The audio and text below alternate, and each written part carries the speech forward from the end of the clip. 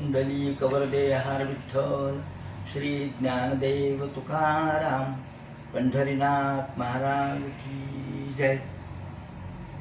तैसा स्वधर्म जरी लोपला तरी सर्व सुखाचा थारा मोडला, जैसा दीपाशवे हरपला प्रकाशू जाय। संत ज्ञानेश्वर माऊली ज्ञानेश्वरीच्या 3ऱ्या अध्यायामध्ये स्वधर्माचं विवेचन करताना स्वधर्म या शब्दावर अनेक पद्धतीने त्यांनी आपल्या भावनात्मक आणि विचारात्मक अशा भूमिकांची गुंफण केलेली आहे। स्वधर्म म्हणजे काय? प्रत्येकाचा कल म्हणजे स्वधर्म असा या ठिकाणी आपण विचार केला पाहिजे। प्रत्येक व्यक्ती हा भिन्न आहे आणि व्यक्तीनुसार त्याची प्रवृत्ती देखील भिन्न आहे। त्याचा जो कल आहे तो देखील भिन्न आहे। कल म्हणजे मानसिक पातळीवरचा त्याचा असलेला मनोधर्म हा असं आपण म्हणू। प्रत्येकाचा भिन्न भिन्न आहे। त्यानुसार व्यक्तिधर्म धर्म संकल्पना खूप व्यापक आहे। व्यक्तिधर्म, समाजधर्म, राजधर्म, त्याचप्रमाणे प्रत्येकाच्या संदर्भातला व्यापक असलेला जसा वृक्ष हा जरी एकच असला तरी वृक्ष भिन्न वेगवेगळे, प्रत्येक वृक्ष काही सारखा नाही आणि प्रत्येक वृक्षाचे फळ देखील सारखे नाही। परंतु वृक्ष धर्म असं जेव्हा आपण म्हणतो तेव्हा सगळ्या वृक्षांचा धर्म एकच आहे, तो म्हणजे फलान्वित होणे, फळ देणे।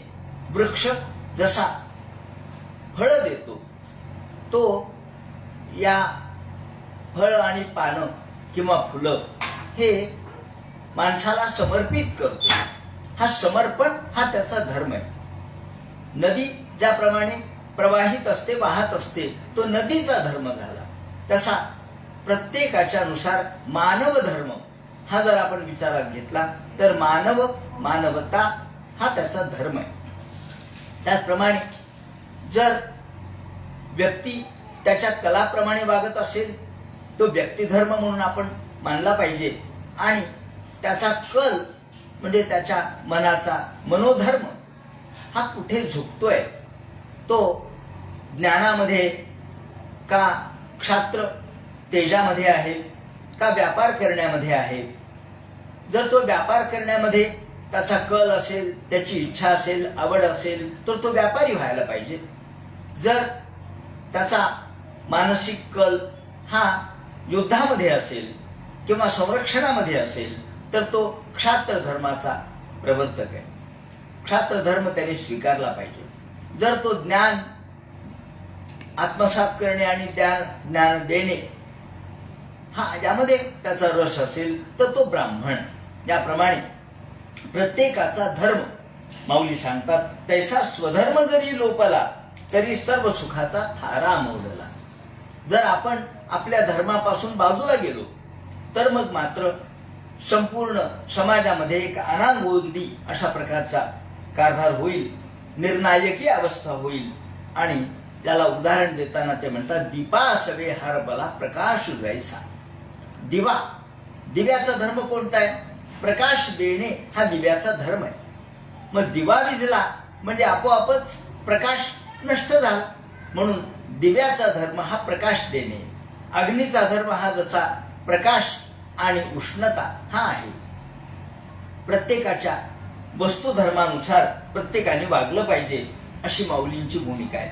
म्हणून तैसी निजवृत्ती जेथ सांडे, या ठिकाणी निजवृत्ती शब्द वापरलाय धर्मासाठी। निजवृत्ती, तुमची वृत्ती कोणती आहे, तुमचा मनोधर्म, मनाचा कल कुणीकडे आहे।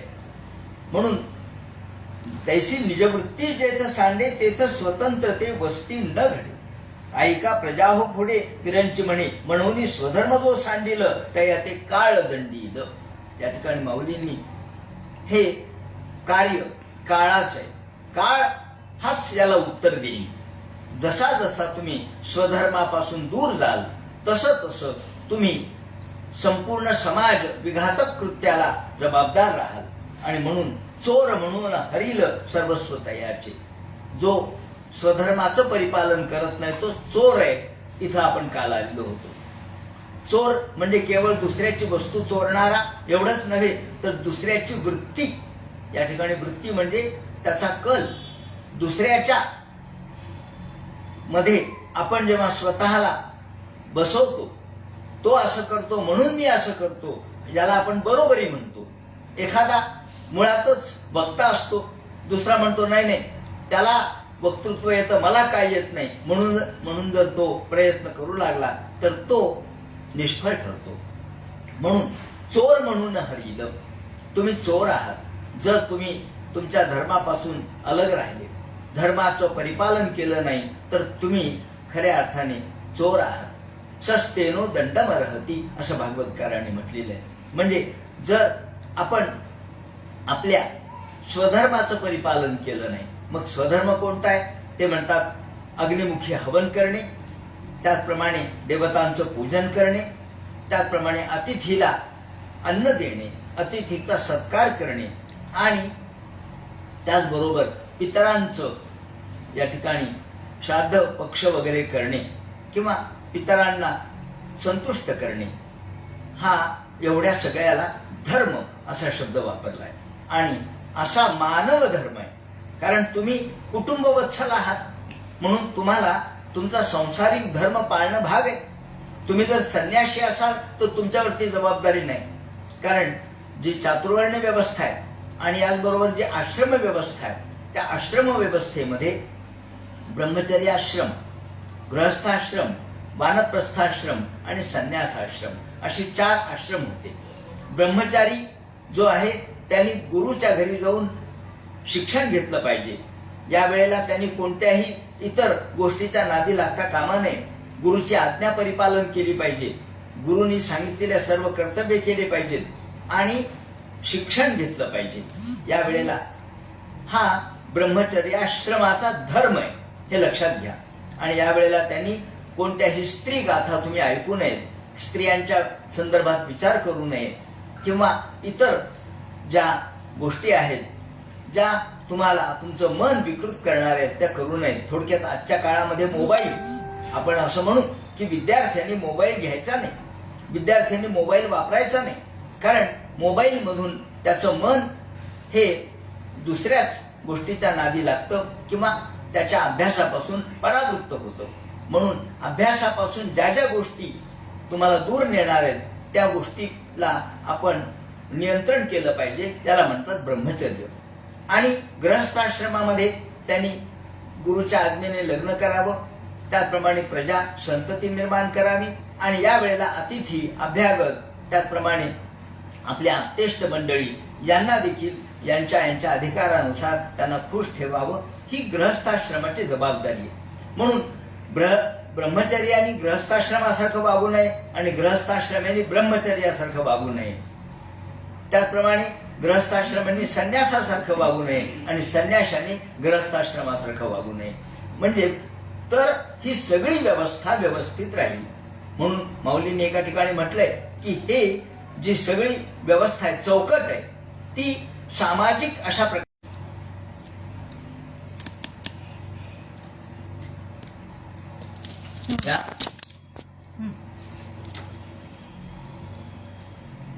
या सर्व लोकसंस्था रक्षणीय आहेत अशी माऊलींची भूमिका आहे. म्हणजे वर्णाश्रम धर्म आणि आश्रम धर्म या दोन्हीलाही माऊलींनी महत्वाचं स्थान दिलेलं आहे. या सर्व लोकसंस्था रक्षणीय गा, या रक्षणीय, त्या जर आपण रक्षण केल्या नाहीत तर समाजाचं संतुलन बिघडेल, समाज स्वास्थ्य बिघडेल, ही माऊलींची भूमिका आहे. म्हणजे व्यक्तिधर्माकडून ते समाज धर्माकडे येतात. समाज धर्म आणि संपूर्ण काल धर्म, पूर्ण काळाचा सुद्धा एक धर्म असतो, काल धर्म आपण म्हणतो. त्यानुसार ते म्हणतात की तुम्ही जर या धर्माचं परिपालन केलं नाही तर काळ तुम्हाला दंडेल. म्हणजे काळ तुमच्यावरती सूड उगवेल. म्हणजे उद्या हळूहळू हा सगळा अधर्माचा जो प्रसार होईल, त्या अधर्मामुळे संपूर्ण समाज विस्कळीत होऊन जाईल आणि मग सकळ दोष भवते आणि सगळीकडे दोष अर्थात गुन्हेगारी प्रवृत्ती वाढेल. धर्माचरणाच्या ऐवजी अधर्माचरणाचाच सगळीकडे प्रघात पडेल. आणि याप्रमाणे ते म्हणतात की म्हणून निजवृत्ती हे न सांडावी, इंद्रिय बळवणे आगावी. निजवृत्ती, आपली वृत्ती आपण सांडवू नये. वृत्ती म्हणजे आपला स्वभाव, आपला जो नैसर्गिक पातळीवरचा आमचा मनोधर्म आहे त्यापासून आपण ढळता कामा नये. आणि हे चतुराननाने सांगितलं, म्हणजे ब्रह्मदेवानीच ही योजना केली असं म्हटलेलं आहे. आणि माऊली उदाहरण देताना म्हणतात, जैसे जळचरा जळ सांडे मग तत्क्षणी मरण मांडे. जर जळचर समजा मासा आहे, तो पाण्यामध्ये आपण टाकलेला असतो किंवा पाण्यामध्ये पोहत असतो, पाण्यामध्ये राहत असतो. हा पाण्यातला मासा बाहेर काढल्याबरोबर तो जळचर आहे, तो पाण्यामध्येच राहणार आहे. आपण जर बाहेर काढलं तर ताबडतोब त्याचा मृत्यू ओढवेल, त्याला मृत्यूला सामोरं जावं लागेल. म्हणून जैसे जळचरा जळ सांडे मग तत्क्षणी मरण मांडे. त्याप्रमाणे आपण जर स्वधर्म सोडला तर तत्क्षणी आपला मरण, आता या अर्थाने मरण म्हणजे काही दैहिक स्वरूपाचं मरण नाही, तर सामाजिक अर्थाने, नैतिक अर्थाने आम्ही हळूहळू मृत्यूपंथाला लागण्याची शक्यता आहे. म्हणून स्वधर्म सोडला की आपोआपच आपल्या समाजाचं मरण ओढवू शकतं असं माऊली म्हणतात. आणि म्हणून यज्ञाशिष्टाशिन संतो मुच्यन्ते सर्व किलविषयी ही या गीतेच्या श्लोकावर भाष्य करताना ते म्हणतात की देखा विहित क्रियाविधी निरीहे तुका बुद्धी तो असतीय समृद्धी विनियोग करी. आता आपण गुरुची पूजा, गोत्र म्हणजे आपले कुटुंबीय म्हणा किंवा आपले जे आप्तेष्ट आहेत, त्याचप्रमाणे आपले ज्याला आपण भावकी म्हणतो त्याला गोत्रज म्हणतात, हे भावकी आहे. त्याचप्रमाणे कौटुंबिक लोक आहेत, या सर्वांचं योग्य अशा प्रकारचं आतिथ्य झालं पाहिजे. गुरुचं आतिथ्य, गुरुचं पूजन, गोत्रांचं आतिथ्य, आपल्या आप्तेष्ट मंडळींचं, गोत्रजांचं किंवा आपल्या भावकीतल्या लोकांचं योग्य आदरातिथ्य झालं पाहिजे. अग्नीची पूजा दररोज झाली पाहिजे. आणि अवसरी भजे द्विजी, ब्राह्मणांची सेवा आपल्याकडून घडली पाहिजे. आणि पितरोद्देशे, पितरांच्यासाठी दर त्यांच्या तिथीला श्राद्ध पक्ष हे केले पाहिजेत. हे नैमित्तिक अशा प्रकारचे यज्ञ आहेत. या सगळ्याला त्यांनी यज्ञ म्हटलंय. भूतयज्ञ, देवयज्ञ, पितृयज्ञ, अतिथी यज्ञ अशा प्रकारच्या पंचमहायज्ञाची संकल्पना आहे. म्हणून या यज्ञक्रिया उचिता यज्ञेशी हवन करिता हुत शेष स्वभावता उरे जय जय. आणि हे करताना यज्ञ म्हणजेच काय, तर समाजाप्रित्यर्थ केलेलं दान, समाजाप्रित्यर्थ निरुद्देश, मात्र कोणत्याही प्रकारच्या मनामध्ये फलाशा न ठेवता जेव्हा आपण एखादी क्रिया करतो, जसं झाड आपल्याला माहित आहे की झाड आपल्याला फळं देतं, फुलं देतं, पानं देतं, परंतु अपेक्षा मात्र काहीच करत नाही. अगदी तुम्ही पाणी घालावं अशी देखील अपेक्षा करत नाही. तसं आपण समाजाला दिलं पाहिजे आणि समाजाकडून काहीही अपेक्षा आपण केली न पाहिजे. म्हणून गुरुचं पूजन असो, हा देखील यज्ञ आहे. त्याचप्रमाणे अतिथीला अन्न देणं हा देखील यज्ञ आहे. तसंच अग्निमुखी हवन हा तर यज्ञ आहेच आहे, पण त्याचबरोबर अगदी जीवजंतूला देखील आपण जेव्हा दाणा पाणी देतो तो देखील यज्ञच मानलेला आहे. म्हणून पितृयज्ञ, पितरांसाठी तर्पण करणं हा यज्ञ आहे.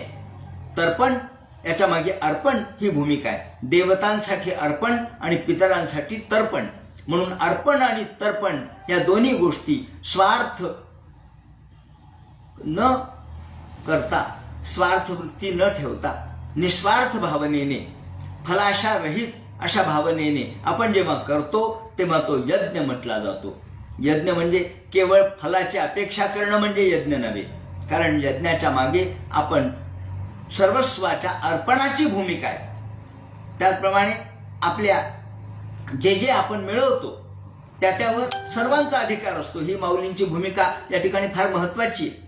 कारण ते म्हणतात तुम्ही जे प्राप्त करता, जे मिळवता त्यावर समाजाचा अधिकार आहे. तुम्ही 100 रुपये मिळवले तर त्यावर किमान 20 रुपयापर्यंत हा समाजाचा अधिकार आहे. 80 रुपये तुम्ही खर्चा, पण 20 रुपये समाजासाठी खर्चा. समाज म्हणजे मग देव असेल, धर्म असेल. आपण जुन्या काळामध्ये खेळ खेळत असताना देव, धर्म, कर्म आणि मग स्वतः असा विचार करत होतो. आता आज देव, धर्म, कर्म आणि स्वतः म्हणजे केंद्राच्या दृष्टीने विचार केला. सेंटर काय होतं, केंद्र काय होतं? धर्म हे केंद्र होतं. धर्मनिष्ठ सगळ्या कृती होत्या. आपण जे मिळवतो ते धर्मासाठी आणि धर्माने सांगितल्याप्रमाणे प्राप्त करतो, धर्मयुक्त. आणि म्हणून धर्मनिष्ठ आणि धर्मयुक्त अशी गोष्ट आपण प्राप्त करत होतो. या प्राप्तीवर सुद्धा धर्माचा अधिकार होता. धर्म, कर्म नंतर आलं, पण आधी देव आला, मग धर्म आला, मग कर्म आला आणि मग स्वतः.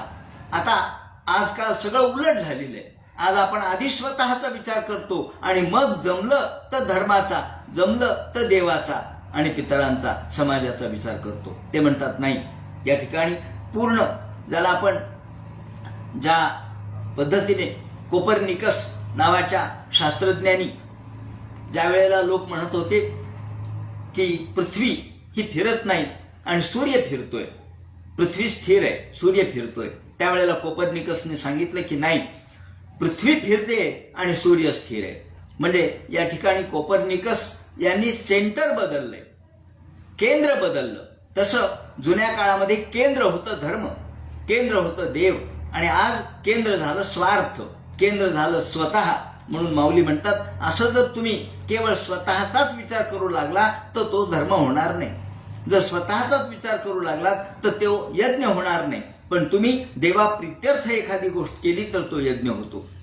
आता पुढे ती संकल्पना खूप चांगल्या पद्धतीने त्यांनी सांगितलेली आहे की ते म्हणतात, देखा विहित क्रियांचे विधी निर्हेतुका बुद्धी जो असतीये समृद्धी विनियोग करी. जो यामध्ये विनियोग करतो, कशामध्ये? तो ईश्वरार्पण वृत्तीने जो त्याचं विनियोग करतो तोच यज्ञ म्हटला जातो. तुम्ही जे क्रिया करतात, जे कर्म करतात, जो तुम्ही व्यापार करता, त्या सर्वांच्या मध्ये धर्माचा विचार हा मुख्य आहे. आणि त्याच्या निर्हेतुका बुद्धी, आपल्या मनामध्ये कुठलेही हेतू, कुठलाही फळाचा विचार आपण न करता फलाशा रहित केलेलं कर्म म्हणजे यज्ञ. आता या यज्ञाच्या अनुषंगाने पुढे जे माऊली विचार मांडतील तो सगळा भाग उद्याच्या चिंतनात सांगण्यात येईल. कुंडली गवर्दे हर विठ्ठल, श्री ज्ञानदेव तुकाराम, पंढरीनाथ महाराज की जय.